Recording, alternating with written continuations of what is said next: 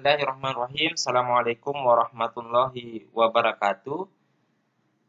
Alhamdulillahirabbil alamin. Pada video kali ini kita akan membahas terkait dengan bab yang baru, yaitu turunan. Nah, pada subbab yang pertama ini kita akan membahas terkait dengan dua masalah dalam satu tema. Jadi nanti kita akan menemui dua masalah yang mana ada masalah berkaitan dengan kecepatan sesaat, kemudian ada pula masalah yang berkaitan dengan gradien garis singgung, ya. Yang mana kedua hal ini memiliki keterkaitan dengan konsep turunan nantinya. Baik, kita mulai dengan gradien garis singgung. Jadi kalau kita berbicara tentang gradien garis singgung, maka ini kaitannya dengan geometri. Sebagaimana yang kita ketahui bahwa untuk mencari gradien, ya, gradien garis singgung, ya, atau gradien garis, ya, atau disimbolkan dengan M, maka yang kita lakukan adalah, ya, misalkan kita ingin cari gradien garis yang melalui dua titik, maka M-nya itu adalah tidak lain tidak bukan adalah delta Y diper dengan delta X, ya, atau ini artinya kalau delta Y berarti Y2 dikurang dengan Y1 misalkan, ya.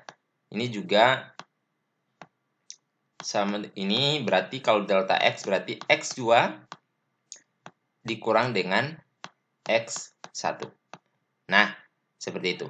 Lalu coba perhatikan yang ini. Misalkan kita memiliki fungsi Y sama dengan Fx, maka P mempunyai koordinat. Nah, koordinatnya adalah C dan Fc, ya. Jadi ini X, ini Y. Kemudian kita memiliki titik Q di dekatnya dengan koordinat C tambah H untuk X, kemudian F C tambah H untuk Y. Sehingga gradien garisnya merujuk pada ini, maka kita bisa menuliskan ini.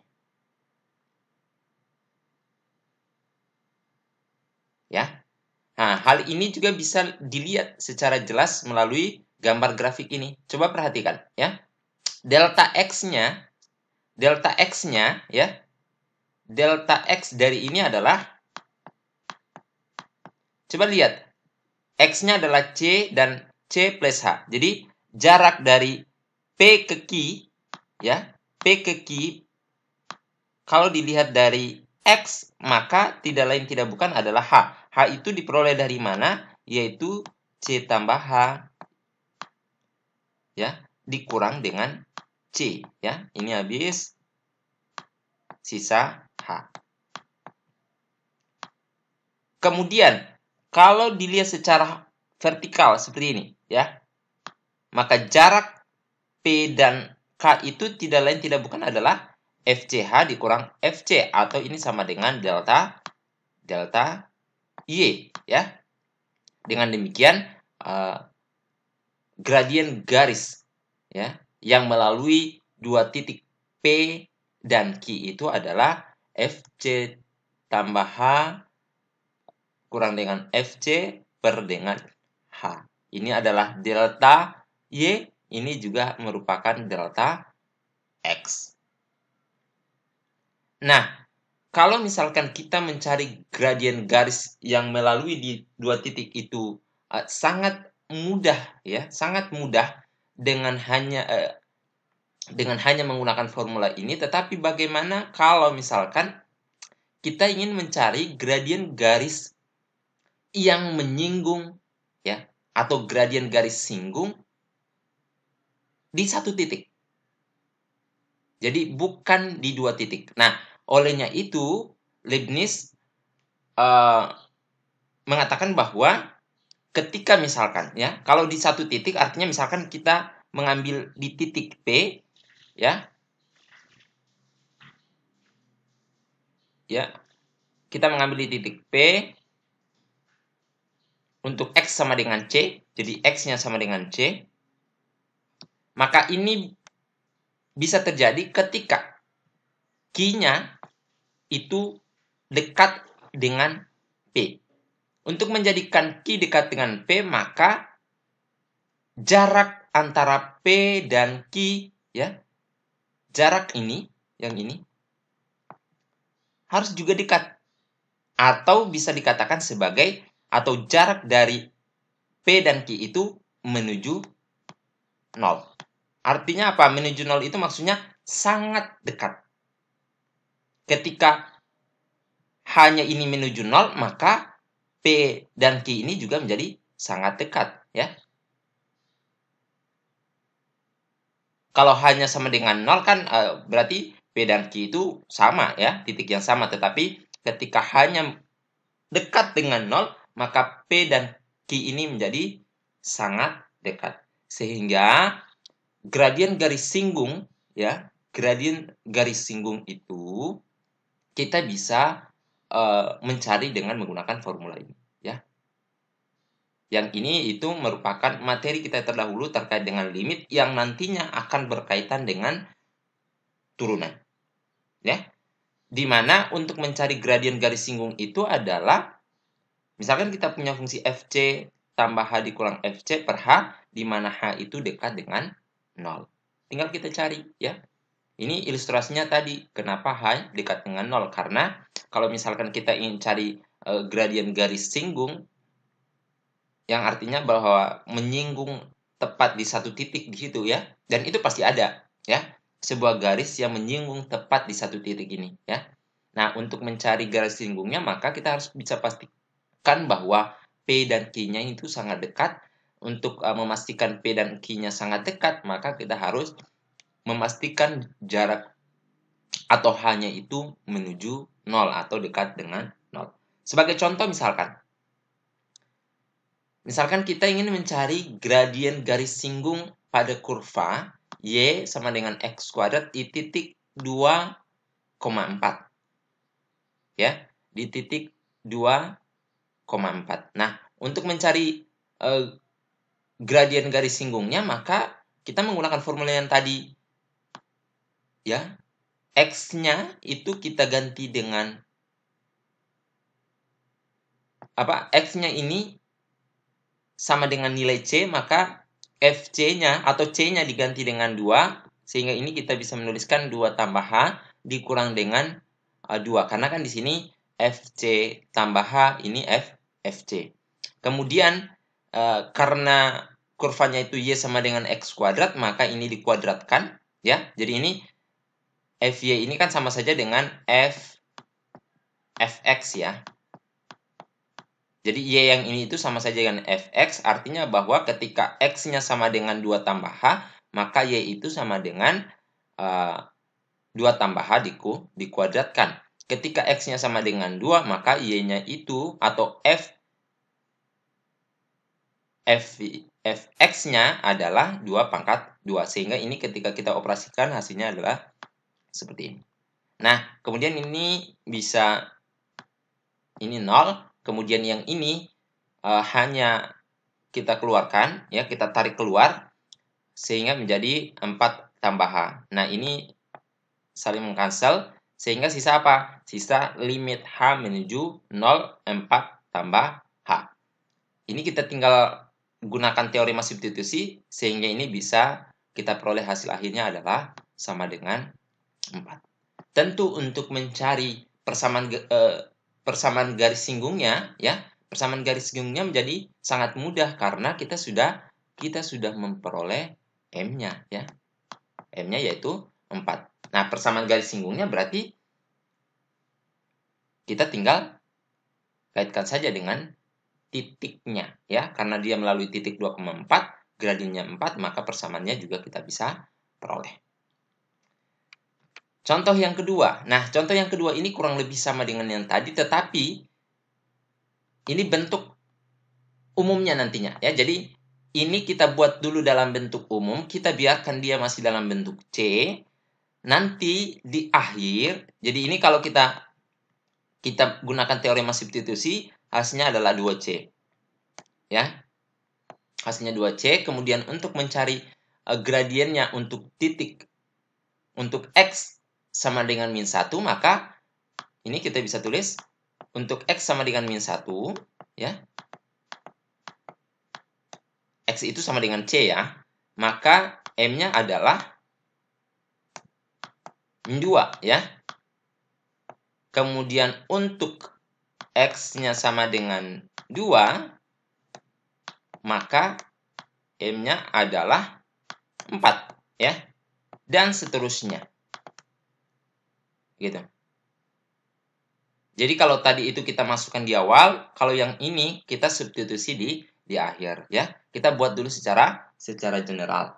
Baik, selanjutnya kita masuk pada kasus yang kedua. Kalau tadi berkaitan dengan gradien garis singgung, yang mana berarti konteksnya adalah masalah geometri yang dikemukakan oleh Leibniz. Pada kesempatan kali ini kita akan membahas terkait dengan konteksnya adalah fisika, ya. Konteksnya adalah fisika,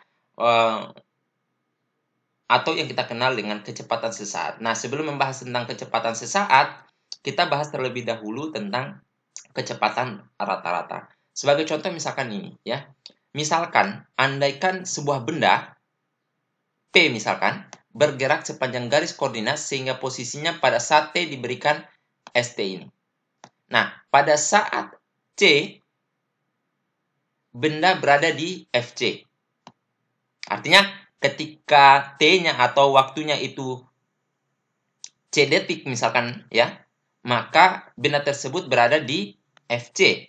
Pada saat yang berdekatan, waktunya itu di C tambah H, benda tersebut juga berada di FC tambah H. Sehingga kecepatan rata-ratanya kita bisa tuliskan seperti ini. Nah, sebagaimana pengetahuan kita ketika belajar fisika bahwa kecepatan rata-rata itu tidak lain tidak bukan adalah delta S diper dengan delta T, ya. Nah, kalau begitu konteksnya misalkan gini. Ini ada perubahan posisi nih. Posisi awal kita di sini. Ini posisi akhir kita. Ya. Kita bergerak menuju ke sini.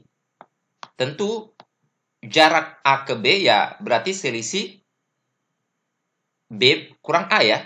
Jadi S-nya jaraknya itu adalah B min A.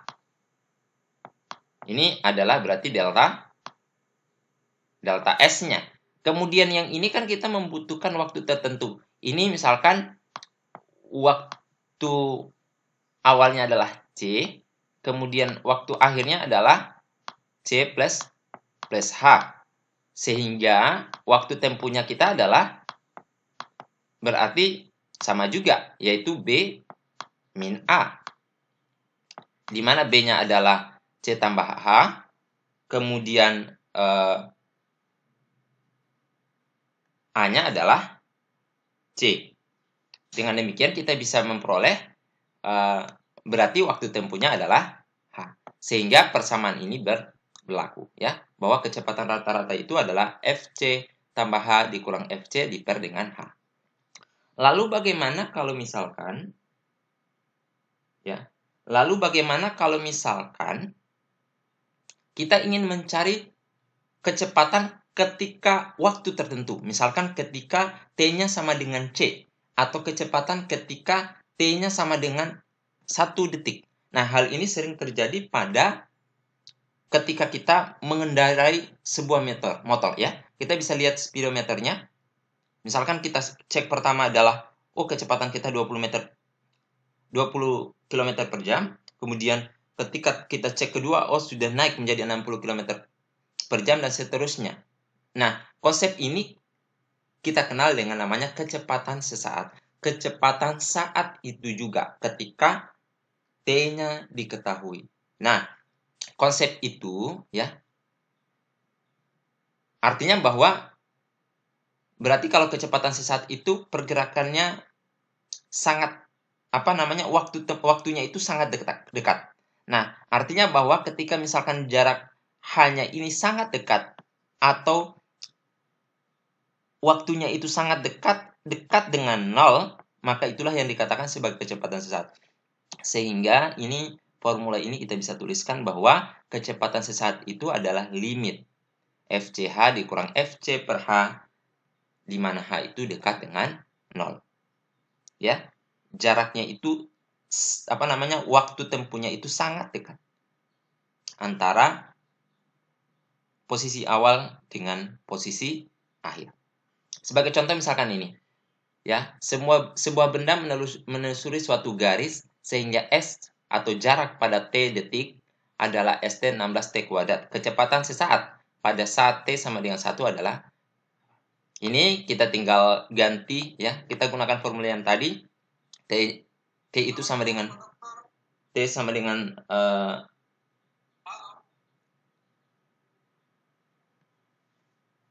T sama dengan 1, di mana T itu sama dengan C, maka ini kita ganti dengan C, ya. Kemudian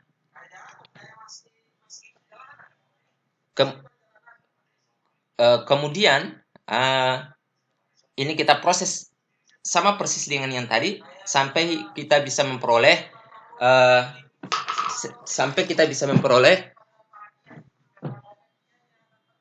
hasilnya adalah kecepatan ketika T sama dengan 1 adalah 32.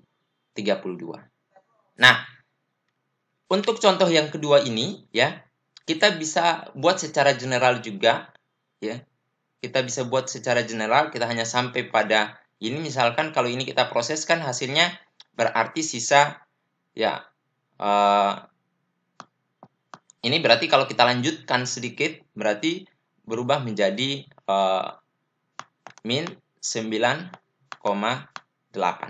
ya, min 9,8 gitu, ya. C. Nah, C-nya adalah kita ganti dengan T sama dengan 1. Berarti ini hasilnya adalah min 9,8. Nah, dari kedua kasus ini, ya, baik itu kasus yang dikemukakan oleh Leibniz maupun kasus yang dikemukakan oleh Isaac Newton tentang kecepatan sesaat, ternyata ini dua kasus yang berbeda, tetapi solusinya sama. Sama-sama menggunakan konsep limit FC tambah H dikurang FC per H, di mana H-nya itu dekat dengan 0. Olehnya itu, kenapa tema atau subjudul pada kesempatan kali ini berkaitan dengan dua masalah dalam satu tema. Saya kira demikian untuk penjelasan saya terkait dengan materi hari ini. Mohon maaf atas segala kekurangan. Akhirul kalam, wabillahi taufiq wal hidayah. Wassalamualaikum warahmatullahi wabarakatuh.